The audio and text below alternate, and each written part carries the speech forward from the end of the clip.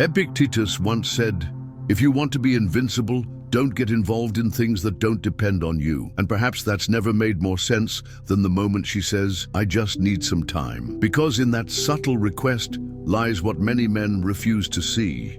She's not asking for space to think. She's asking for permission to leave without looking cruel. She wants silence without carrying guilt, freedom without facing the truth. And you, still believing in the bond, interpret it as respect. You think she just needs to breathe, clear her mind, deal with something inside. But the truth is far harsher and far more common. She's already looking at someone else. Maybe emotionally, maybe physically, maybe just in thought. But she is. And the time she's asking for is the time you lose waiting for something that will never return the same. This isn't about judging her. It's not about blaming anyone.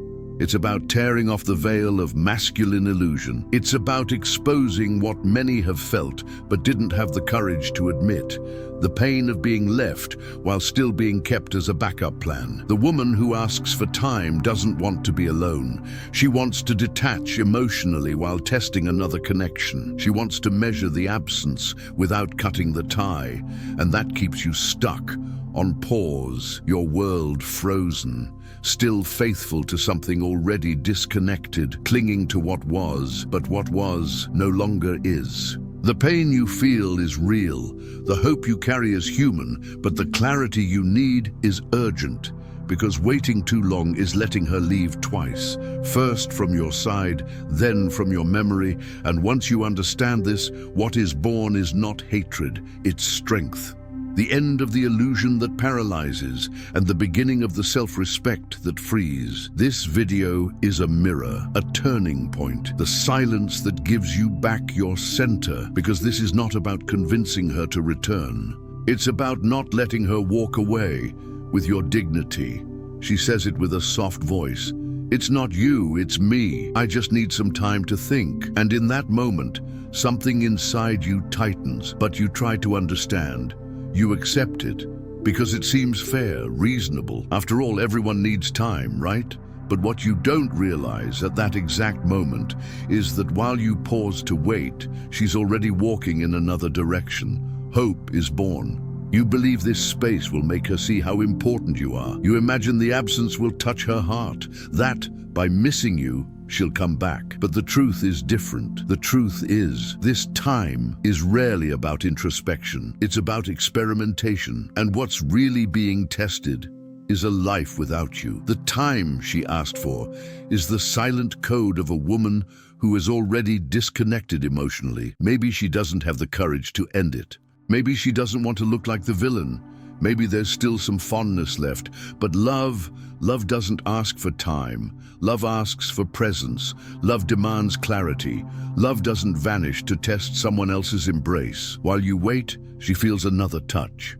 While you reminisce, she explores the new. While you cling to old messages, she's already in conversations you can't see. And all of this happens while you still think you're giving her space. The real pain isn't in the request for time. It's in the illusion that time is neutral. It's not. It's the interval where she lives something new, and you slowly die inside day after day. You hold on because deep down, you believe that yielding, waiting, being understanding is an act of love. But to her, that silent gesture may look like weakness, like lack of stance, like emotional passivity. And the more you accept the role of the man who waits, the more she feels free to explore without guilt. Because you're still there, because you didn't leave, because you never closed the door. And that's the invisible blow. You think you're being respectful, but you're being silently replaced. And the time that should heal only traps you, drains you, hollows you out. It's not the distance that hurts. It's the fact that you stood still while she moved on. And when you finally see it, it's too late. She's not coming back because she never really left alone.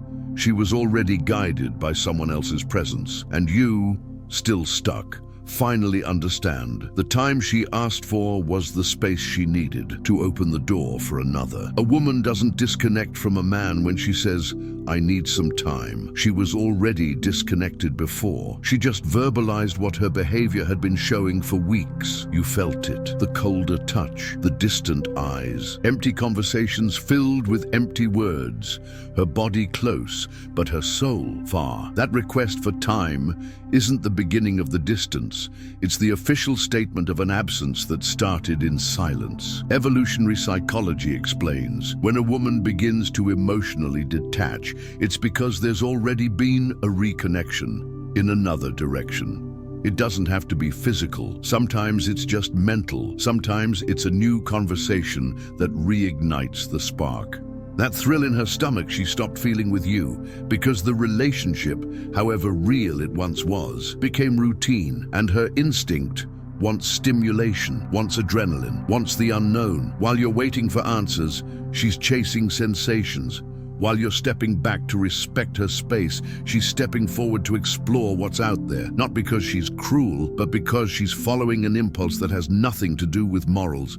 It has everything to do with desire, with chemistry, with that hunger to feel alive again. And all of that hides behind one seemingly innocent sentence: "I just need some time." That phrase is the perfect disguise. It softens the blow, eases the guilt, but hides a harder truth. She doesn't want to be where she is anymore, and to avoid sounding harsh, she asks for a break. But that break isn't weightless. It's not suspended in the air. It's full of movement, just not yours. It's hers. And you, frozen, become the emotional anchor while she tests new waters. Neurochemically, the human brain craves novelty, craves dopamine, craves contrast. And when the relationship falls into repetition, you start to look static, but only to someone who stopped looking at you with gratitude and started comparing you to the possibilities she hasn't tried yet. That's why when she says she needs time, what's underneath is not a pause, it's preparation. Preparation to replace you, not out of hate, not out of contempt, but out of impulse, curiosity, disconnection. And maybe deep down, she hopes you'll still be there if it all goes wrong. Maybe you're her emotional backup, her emergency shelter. But that is not love, it's unconscious strategy. The time she asks for is the time you need to realize that waiting means accepting to be plan B. And no man, when he's whole, ever allows himself to be the second choice of someone who already pushed him out of the game. Most men hear that phrase with hope, as if it were a strategic pause, a break before reconnection, as if in the silence that follows, there's a chance to start again. But what few understand is that at that very moment, the game is already over. And what she's doing isn't giving it time. It's giving shape to an ending she hasn't yet found the courage to admit. A woman rarely ends things directly. She tests. She watches how you respond. She measures your level of submission in the face of her withdrawal.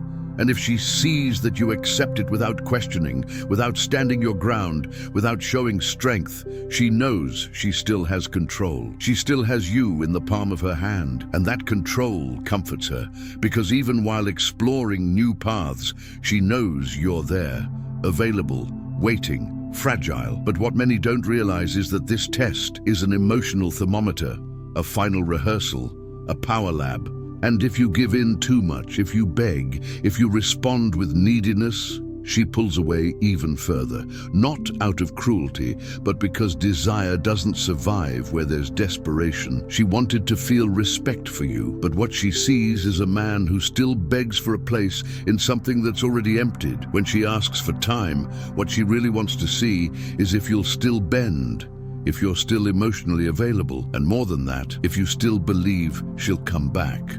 And if you believe that, she won't.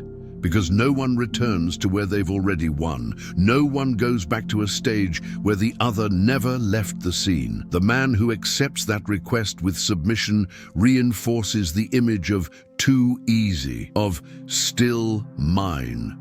And that kills any future attraction. But the man who steps back with clarity, who understands that time is a disguised breakup, who doesn't beg, doesn't chase, doesn't ask for closure, that man makes an impact. Because he breaks the cycle, he flips the script. She expected you to wait, expected you to stay there, frozen. But when you disappear with dignity, no drama, no noise, no hints, something inside her clashes because the control slips. And where she once had certainty, now she faces emptiness, an emptiness that makes her question not just her decision, but who you really are. Because maybe, just maybe, she never really met the version of you that knows how to walk away. And it's exactly that version that she respects, even if she never says it, even if it's too late. When she says she needs time, listen carefully, but listen more with your body than with your heart, because the heart will try to translate it into hope. It'll want to believe it's just a phase, that love will win, that everything will work out if you're just patient enough. But the body senses the absence before it even begins. And if you know how to listen to that absence, it will teach you more about self-respect than anything she could ever say. The right move here isn't to shout, question, or beg. It's not about revenge or pretending to be cold either. It's about accepting her request and multiplying it by infinity. When she says she needs time, you simply say, "Understood, take care," and then you vanish. Not out of anger, not out of arrogance, but with dignity. The same dignity you lost for weeks trying to be the understanding man while she wasn't fully with you anymore. Don't post passive-aggressive messages. Don't stalk her social media. Don't send texts mixing longing with pressure. Don't try to prove how much you still love her. That doesn't spark reflection. It sparks boredom, because the more present you are after she's asked for distance, the more you shrink in the face of a silence that was already calculated. The only real response to this kind of withdrawal is firm silence. Silence that doesn't scream, but that weighs. That's felt through the absolute absence of reactions.